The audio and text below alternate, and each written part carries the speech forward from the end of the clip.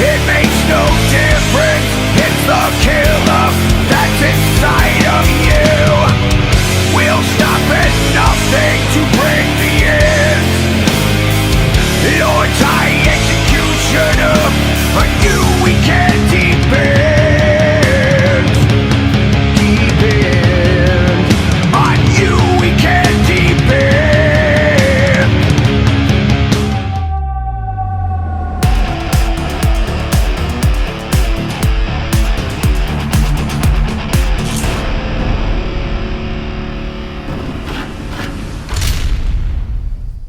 What's up, everybody, and welcome down to another episode of Zetro's Toxic Vault.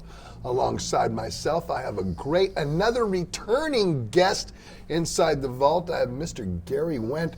Now, you guys know him from Sacrilege, BC, but that's not what we're going to talk about today. We're going to talk about his band, The Ghost Next Door. How you doing, brother? Good, man. Good, real good. Good to have you in. Yeah. Thanks for having me over. Good to have you always. I will always promote anything you guys got to go, and there's people all around the world that watch the Vault, which we appreciate you everywhere you all. But you guys are always interested in what those of us from the Bay Area thrash metal scene are still doing. So that's why if I have the opportunity to get one of these guys in, I bring them in. And today I had the opportunity of having Gary, and yes, bring him in. He has stuff to talk about and things for us, the music fans. So good to have you in. Yeah, thanks. Let's talk about this, because I think the whole last time I had you in, we pretty much did the history, and we talked about your tenure in Sacrilege, BC, and then we kind of got into the Ghost Next Door. But this is something because you guys have some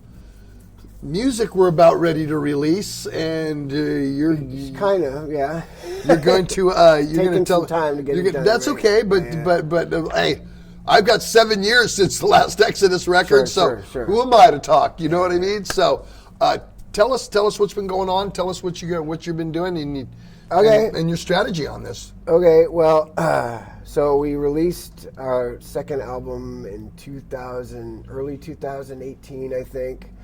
And I think right about, we did a tour, and then when we got back from tour, our bassist quit because it seemed like the touring life really wasn't for him, kind of thing. It's not for everybody, Gary. It is. It's not for everybody. And then so we got a replacement for him, and then our drummer quit.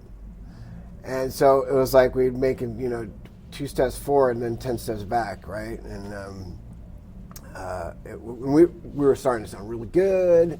And things were starting to happen. We played South by Southwest twice, and we were like, the ball was rolling. And then it everything came crashing down, and we had some replacements. We had Andy Gallion came in for a little bit, and that didn't work out. Nothing against Andy or anything like that, but just wasn't in the cards. And we ended up getting our drummer back. He was having some family personal issues and stuff like that, so he came back, and we got this bassist from Portland, and she ended up not working out, and this was actually pretty recent. And so luckily for us, we got our bassist that quit because of the touring thing. He actually came back in the fold. So now we're kind of back to, I think, our top strength, because that's, to me, I thought that was our best lineup, our most solid lineup. But anyways, so that takes us to now. So anyways, throughout all of this, around, I guess, 2018, I started writing. I'm constantly writing, always writing. And I put a lot of ideas down on my phone and stuff like that. But it's really funny because none of those usually end up making into a song. So I've got 2,000 ideas on my phone and stuff like that, just for a rainy day. So what I will do though is if I come up with something, a nice beginning of a song, I'll just kind of write it from there. And those to me are the best songs. I don't do the kind of piecemeal kind of writing. Anyway, so are you at work or something, or in the middle of the day? I work somewhere? at Dunlop, I play guitar all day long. So all of a sudden you got a riff that goes into your head, and you record it on your phone, put it onto your phone, the idea. Yeah. But you never necessarily use that riff. No. And does that I got a lot of good ones. Does that Sometimes I idea revisit lead to them. something else? That Well, is see, an if I inspiration for start something off, else? if I come up with something that's a good start of a song, I'll just take it from there. And so all my songs are written from the top down. You know, I don't like sit there and because I just have too many ideas to kind of like assemble them together. Like, what's going to go really well with this when I've got thousands of ideas to try. So what I'll do is if something really grabs me, like a introductory idea, I'll just go from there. And so I was able to write about 19 songs that way. And then I started demoing them at home. And I at first, I was like, okay, well, what am I going to do with all these songs, right? Do I want to release one record? Do I want to release 2 records? So I kind of got inspired by the whole GNR thing where they did the Use Your Illusion 1 and 2, where they did they released one and then later they released the other, but they recorded them all at the same time, kind of thing. So that's kind of what I want to do. I want to do the whole thing where, you announce an album release, you do like a couple singles before the actual release, and then do another thing or a couple singles and another release, just so it's like, because you know as well as I do in the world today, with the attention spans or lack thereof, it's like you put a lot of work into this stuff, and then it goes out and it's talked about for a week maybe, and then it's like then there's the next thing, and so it's all forgotten. And so what I wanted to do is I wanted to kind of, keep myself in the public view, our band in the public view for longer than just, a couple months. Sure. So I wanted to just keep putting stuff out. So I did the 19 songs. I demoed them. They all came out great. I'm really happy with them. And it's funny because at the time I started, we were getting ready to track. I had originally done the drums with a drum machine, regular drum machine. And I realized when it was time to start tracking that in order for us to teach somebody how to play all these songs and actually get in the studio and record them, it would have just taken way too fucking long. I mean, there's 19 fucking songs. So I did all the drums myself on Tune Track. So it's like a digital program to do drums, and they get real drummers to play the parts, and then you could just kind of turns them into MIDI files, and you can piece them together like that. So I started with the drums, the drum beats that I used with the drum machine as the template. I started with that, and then I started adding all these fills and. Is anybody else writing with you any of this stuff with you that's in the band? Well. Once it was done, I did send all the stuff up to our bassist up in Portland at the time, and she came up with her own bass stuff. But other than that, other than the bass lines and Aaron's leads, I write everything. It's just easier that way. As you can see, I got so many ideas, so it's yes, you're talking about that. That's great, though. So I ended up doing the drums, and at the time, I had started talking our ex-drummer again, because we were kind of on the outs for various reasons. And I wanted to, he was going through some personal issues, so I contacted him just to see if he was okay. And so we started talking again, and that's Sebastian, and he's a great drummer, fantastic drummer. And so I asked him if he'd come down and listen to what I had done with this drum program to see if it's would a real drummer do this? Because I'm a guitar player, right? Right. Is this how, Is this too much over the top? Yeah, is this too much or not enough? Right, exactly. Right. And he listened to it and he thought it was great, so I just ran with it. And I figured, it's Fear Factory did a record like that with Tune Track, and Meshuggah did one. I'm like, it can be done. I'm going to do it. Well, technology allows you to do that these days. You know what I mean? And it was fun. It was a challenge, right?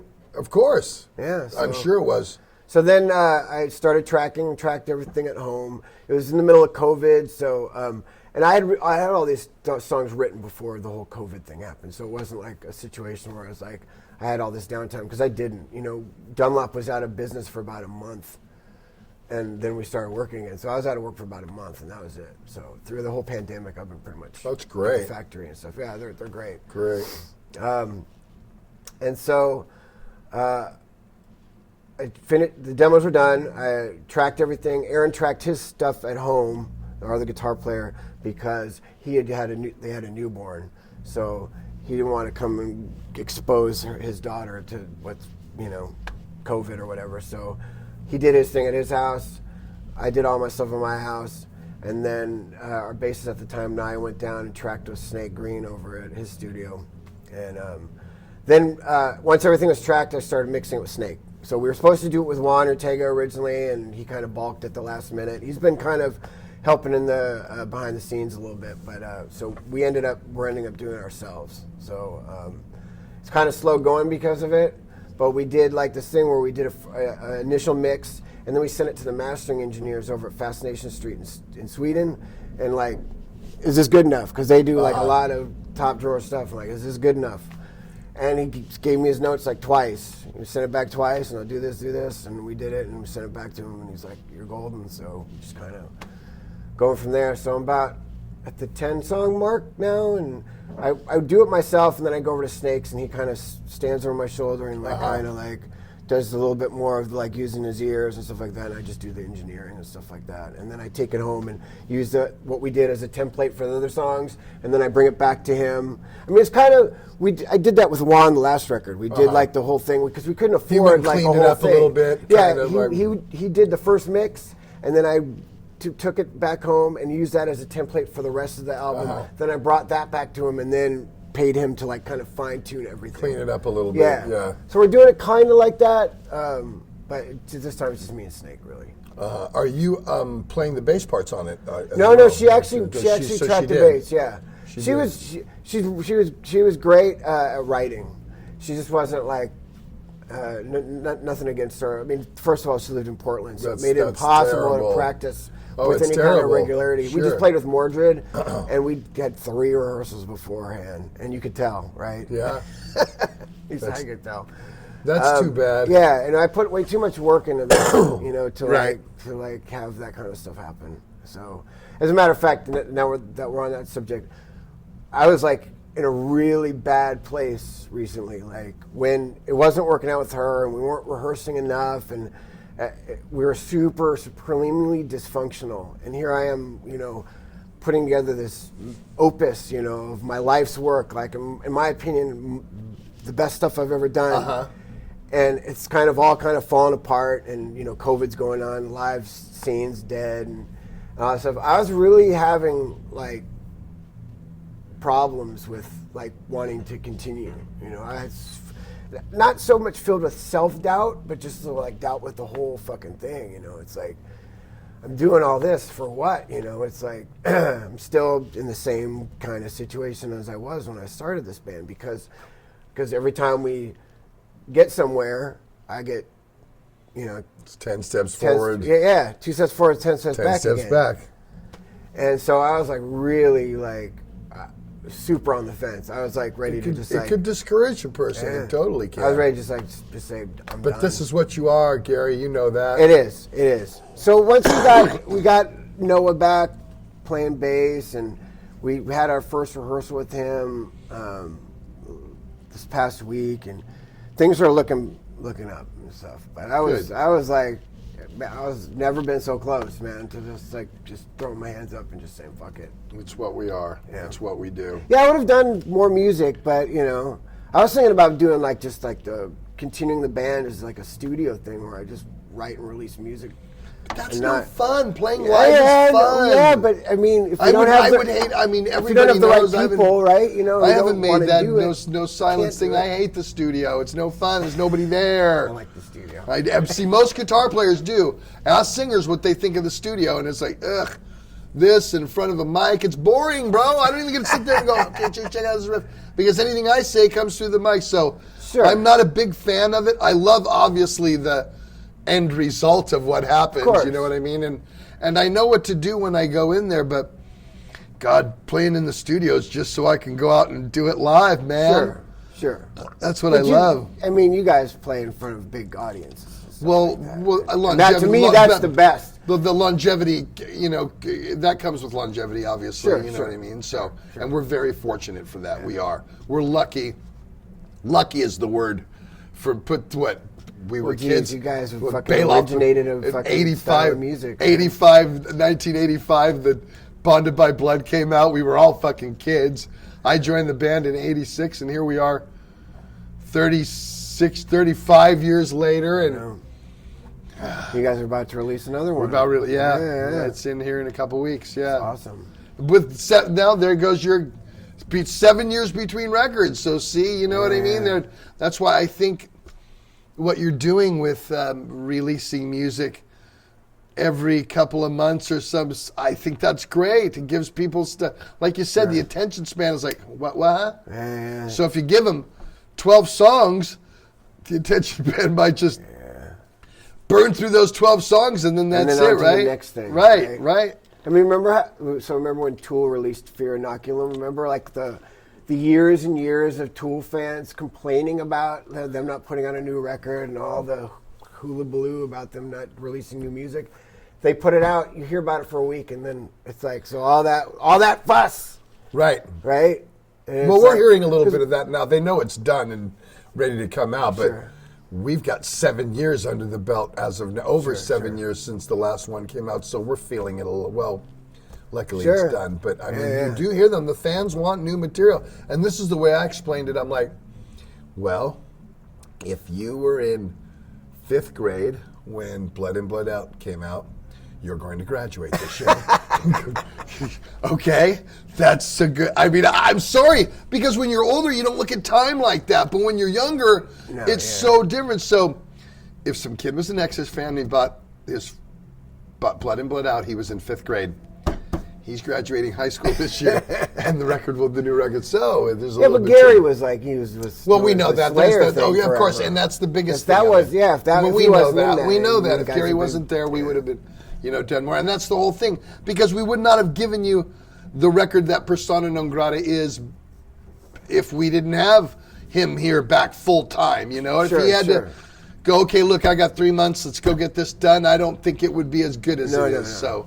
It would be rushing it, and well, fuck it, let's go. You don't want to do that. And we didn't this time. It's too much We didn't. fucking work. We didn't this time. So. See, I like this about the studio. I like the studio because I actually work the boards and stuff like that. So. See, I don't know If I was shit just about sitting that. there and That's why I got waiting guys around, I behind would the see- booth right now. I would feel the same Tim way and Walter. as you. I mean, I used to do the studio like that, and it was a lot of hurry up and wait kind of situation and stuff like that. And for a singer, it's like I have a certain amount of time. I have about a 2.5 hours shelf life of singing before I start to get. Sure. My cranium starts to hurt, and I can't push anymore, and I'm done. Yeah, and and voice is yeah. done. So I can't. I mean, for a guitar player, they can go in and then go, oh, let's go get lunch, and then go get lunch. Come once back you're and eat. warmed up, you're and warmed once up. once And I'm you don't once- want to eat before well, you start fuck to no. sing. No Once way. we start, let's start, and I can go, and then when we're done, I'm done until tomorrow at this time. You know what I mean? Yeah. So it's a little totally different. different. Yeah. It's a little different, the mentality anyway. But I mean, Singing's tough. That's the hardest thing I've ever had to do. really. Oh yeah.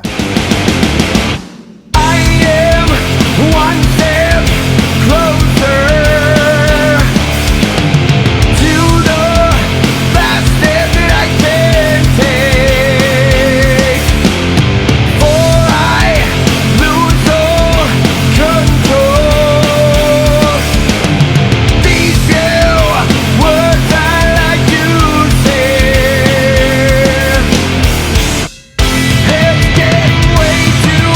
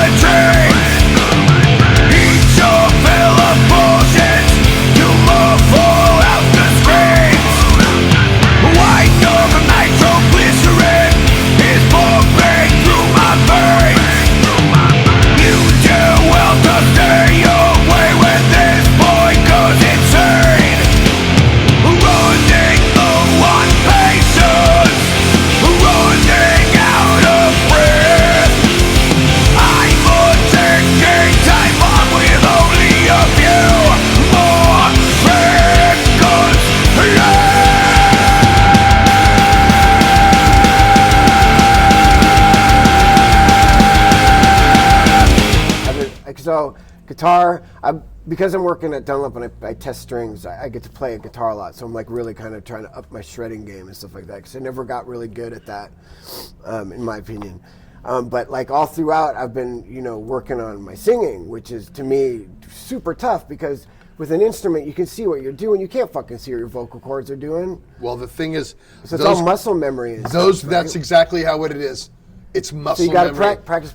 I know that posture, in this part of shit. that's everything. All that kind of stuff. Tongue placement. Yeah. Jaw, how I want my jaw, and that's all. Oh, I'm doing this song.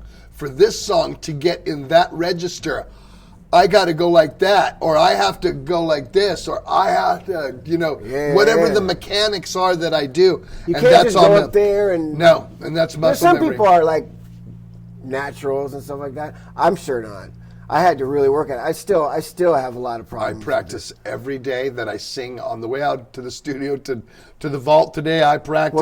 What kind of routine do you do? I just sing to whatever I'm listening to. That's a good one. I like that. And that's one. what I do. I sing to, and it could be anything from Behemoth to Rat. You understand? I go all over the board. And that's just how I do it. I'll sing along with Lemmy. I'll sing along with Bruce. I'll sing along with Rob Halford. I'll sing along with Nurgle. I'll sing along with Randy, from Lamb of God. It's just, and so it keeps me into, I'll sing along with Jamie from Hatebreed. It keeps me practiced and kind of in tune. So I don't try to go into, I don't warm up before I sing. I never do. Never. I don't need to. Yeah. I don't need to. I just don't need to. I know exactly. I could take a fucking hit, walk out there a minute later and go, wow, no problem. I just don't. It's just the way it is. Again, it's muscle memory. It's conjecture, how I do it, how I diaphragm, how I hold it, what I'm going to do. I mean, like, you have a very unique voice, though, man. I mean, it's that's yours. different. It's, when you hear it, you know it. You know it. Yeah, definitely. Thank you for saying that. Yeah, it's great. But that's it. So, but I mean, that's kind of where that comes from. You know what I mean? So, I mean, in the studio, again, you're like going, okay, what do I want to do in this song? What voice attack am I going to use? Sure. Which, with a guitar player or a drummer, you tune into a certain tone and that's it. You know what I mean? A singer, you really need to make it hills and valleys. So, am I going to start the song, or start, or come in and then, depending on how I'm approaching it. Sure. So, I got to tell a story. Yeah. Exactly, and that's the challenge to me right there. So that's what I look for. And again, when I'm doing Exodus, I have Gary on the other side of the window who writes a lot of the lyrics. He does, yeah. And so Gary's like, telling me, Zeddy, do it like this. I want you to do it like this, and no, do more of this voice like that. You know what I mean? Or that was killer. Do it like that. So, oh wow. So I won't go in with Exodus anyway and record without him on the other side of the window because it doesn't work. It's like I'll record. Oh, did you hear that? Yeah, I kind of didn't like it. I want you to do it more like this. So I feel more comfortable. Look, if you're here, let me start tracking it, and it works that way. So, did you guys work on this stuff before you went in the studio, or did you guys just learn it from demos and then just go in? Demos. I learned it from.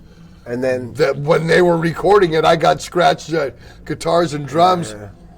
And then Gary. Then you start rehearsing for shows after that kind of thing with the new stuff. Is that how you guys do it? We haven't even started rehearsing. We have the Fox coming up. But that's what you'll be doing. Yes, of course. And we'll pick the songs from the new record that we'll play. Sure. You know what I mean? So, but that's basically how we're going to do that. That's how we're doing it this time around. Now let's get into that because that's what I want to get in. Anything live for the Ghost Next Door? We just did the Mordred show, the record release show. In San Francisco at Brick and Mortar, and right now we don't have anything booked. Nothing. I mean, cool. I just started talking to the guys about booking something else coming up for early next year. It's not going to be anything major, but we need to kind of get the ball rolling again. You know what I mean? Yeah, totally.